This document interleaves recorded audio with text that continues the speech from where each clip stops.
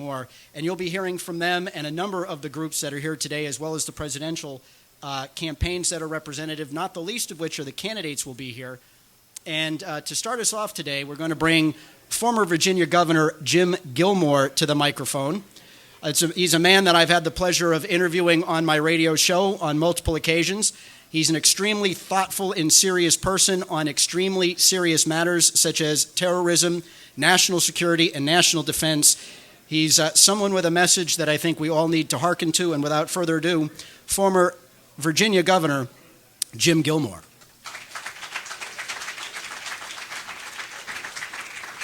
Rich, thank you.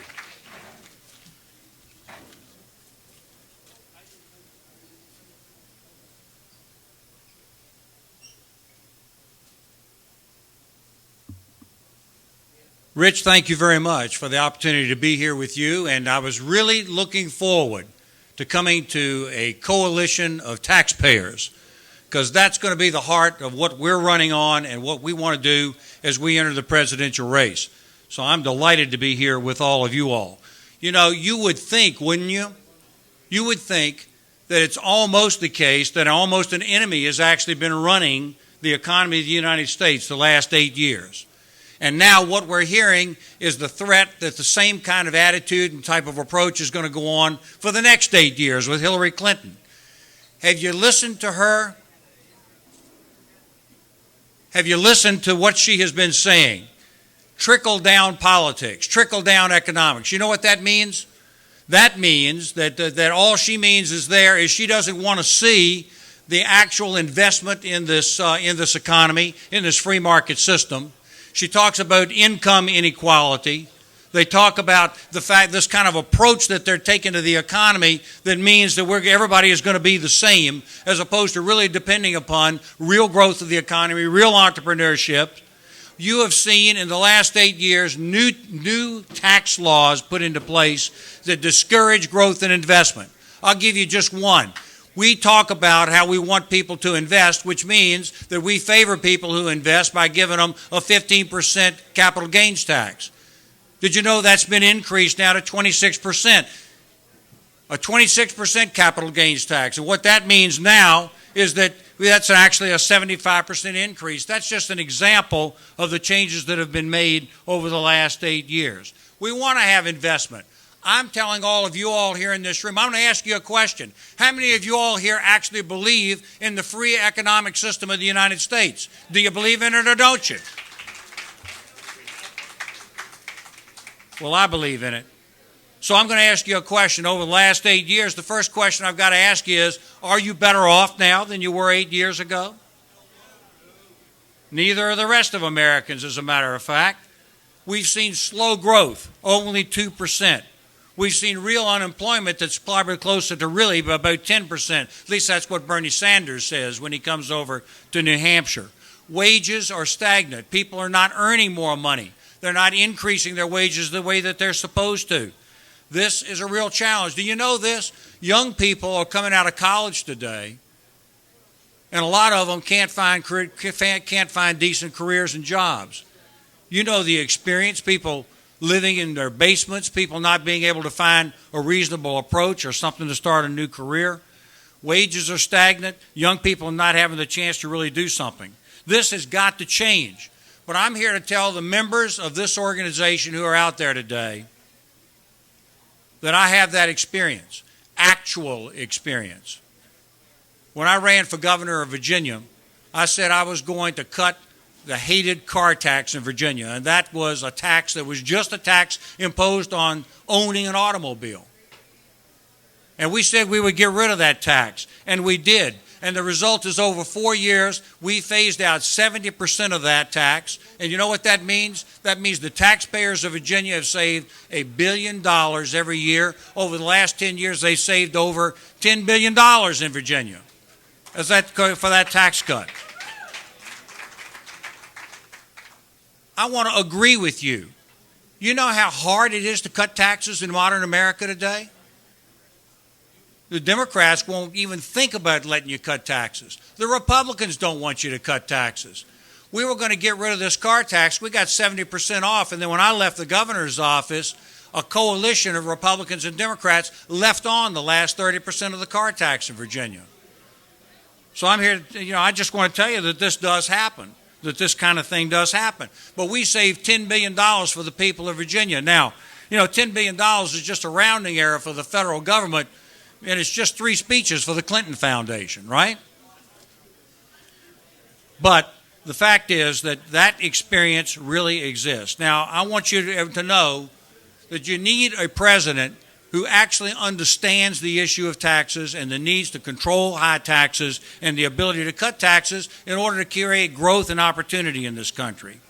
And I'm prepared to do that. I think that's what we have to do. We have to have a genuine tax reform.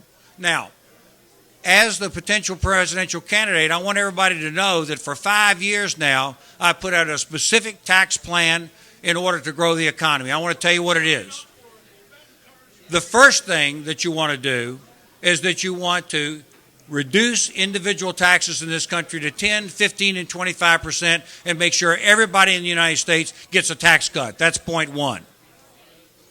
Point two is that today we tax businesses in widely disparate ways. We got to get all business under one tax code and reduce the tax from the 35% where it is today to 15%. Now, why do we want to do that? It's not just to put more money back into the pockets of business people, although they earned it and they deserve it, they ought to have it. It's because then they can invest more money back into business here in the United States instead of being driven overseas to put taxes and to put new businesses and new jobs overseas. And finally, the third thing that we have to do is have a write-off of any investment in the very first year, 100%. That would make it absolutely essential that business people, in fact, invest. And investment is what creates jobs. And fourthly and lastly, it's time once and for all to recognize that people who start small businesses, people who have the opportunity to grow businesses, people who have small family farms, can leave them to the next generation. The fourth element is we eliminate the death tax in the United States of America right now, once and for all. Now, there are a couple of other things that I want to say to you, and then I'll answer any questions that you've got. Number one, the second issue that's really compellingly important for this country is the danger of the international crisis. Right now, what we are seeing and have been seeing for years is a philosophy of reduce, pull back, disengage in this country. And we're seeing it in the Obama administration. We Republicans can offer the same kind of idea. This encourages our potential adversaries. The Russians right now. As you probably know, I was an Army intelligence agent for NATO. I've seen the Russians up close. They're back again. And now they're invading the Ukraine. And ladies and gentlemen, if they actually turn on the Baltics, this can create a major war. It's very, very dangerous. The Chinese are moving into the South China Sea. The Iranians want a nuclear weapon. The Middle East is coming apart, and the terrorists are killing Christians and Jews and fellow Muslims all across the Middle East. It's barbaric and hateful, and we have to do something about it. And that means, ladies and gentlemen, we're going to have to take the sequester limits off, and we have to rebuild the United States military in this country.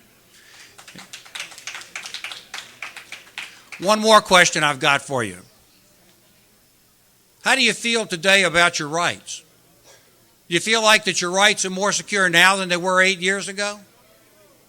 Well, I don't think they are. Ladies and gentlemen, I want everybody that's within listening shot to know that I am a member of the Board of Directors of the National Rifle Association. Now, I joined the NRA because I wanted to stand up for the Second Amendment rights. In fact, all the rights that are in the Bill of Rights right now. But I want to remind you that just several days ago, Hillary Clinton said as part of her campaign, I'm going to speak out about the uncontrollable use of guns in this country. She is going to be a gun control president if she is elected president. I want you to know that if I become your president and they bring a gun control bill to my desk, I will veto that bill faster than Hillary Clinton can delete her emails off of her servers.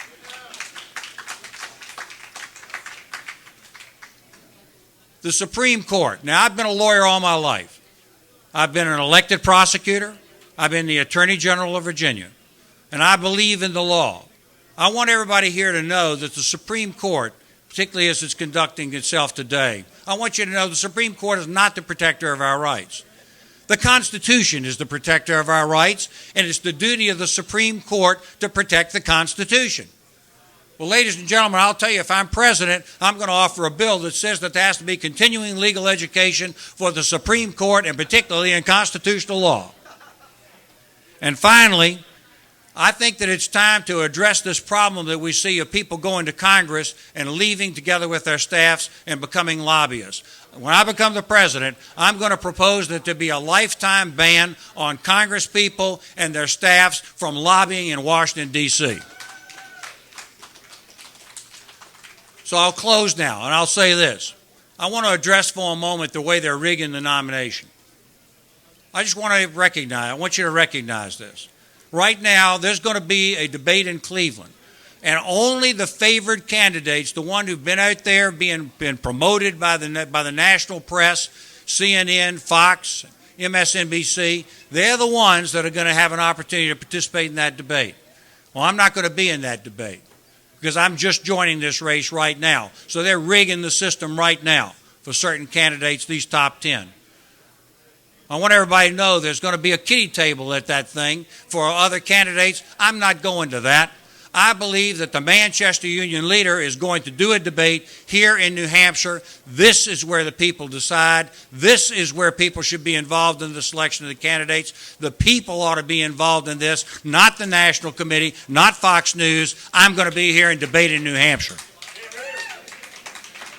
And if I'm invited to go to the kiddie forum, I ain't going. I'm going to come here, and I'm going to be here. I'm asking for your support.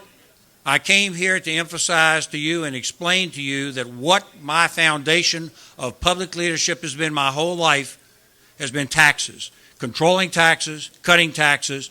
I am in league with this type of organization. I'm asking for your support. I'm asking for you to vote for me in this straw poll. And thank you very much for the chance to be here. I'll answer any questions if there's any time.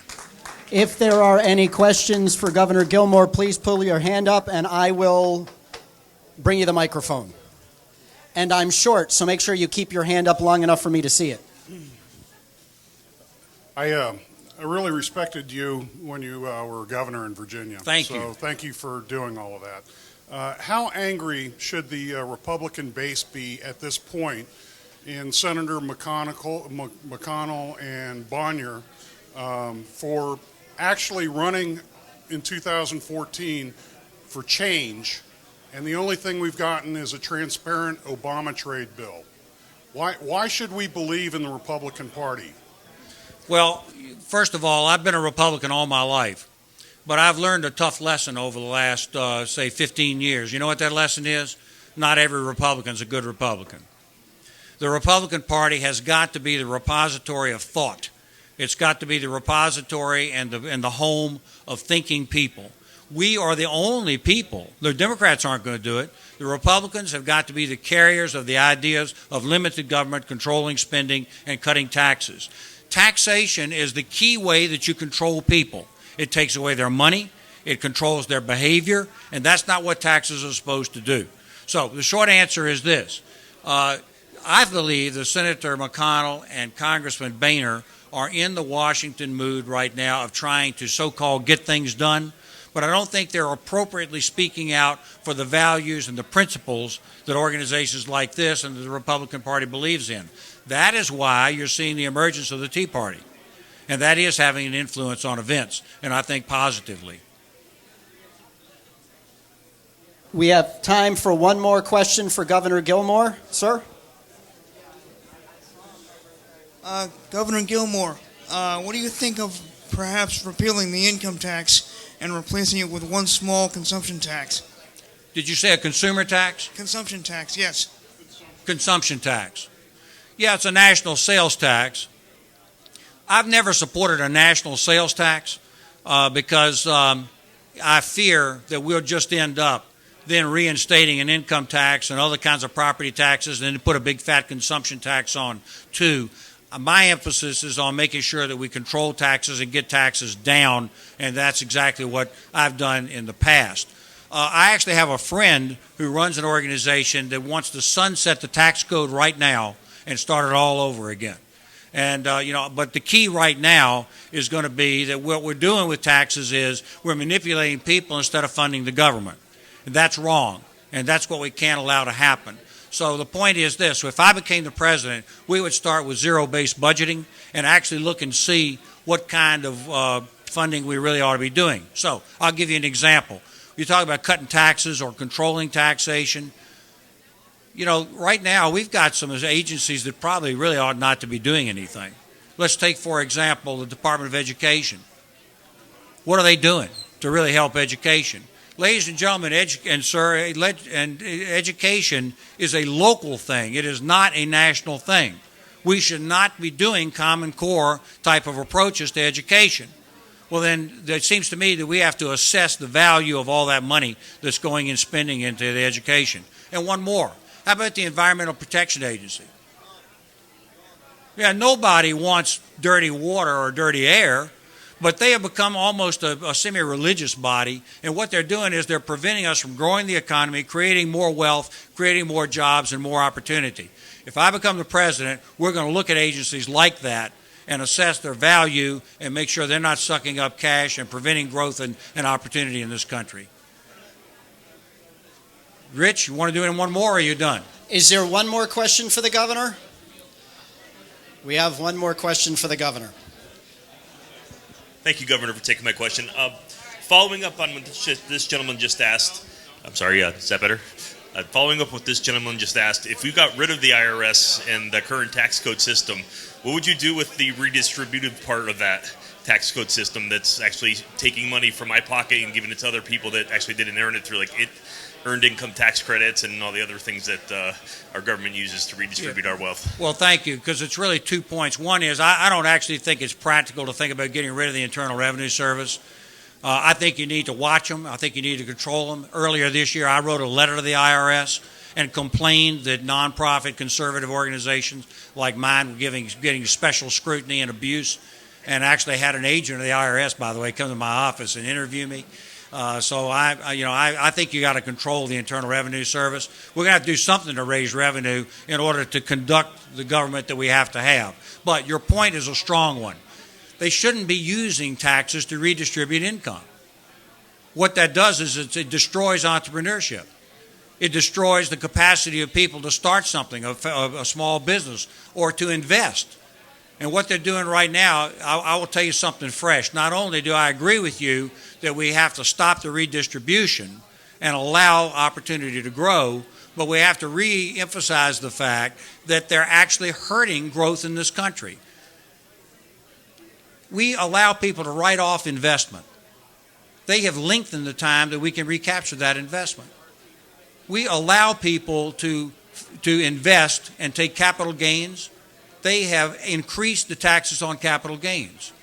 We have allowed people to invest in this country, but they're taking Obamacare and preventing people from actually growing their type of organizations through Obamacare. It's a drag on the economy and a drag on growth. So we've got not just a problem of redistribution, which I disagree with. We need to raise money to pay for legitimate things. But we also have to stop these anti-growth tax policies that have been affirmatively put into place. So before I stop, Rich, I'm going to say one thing to everybody here. This slow growth economy we've got is deliberate. They're intentionally trying to slow grow the economy because they want to grab the money and try to use it then for the welfare state. And that is a serious problem that we're facing here today in this country, and it has to change and it has to stop. And if I become the president, we're going to have a change in the government and a change of our tax policies. Thank you all very much for the chance to be here with you today. Thank you, Rick.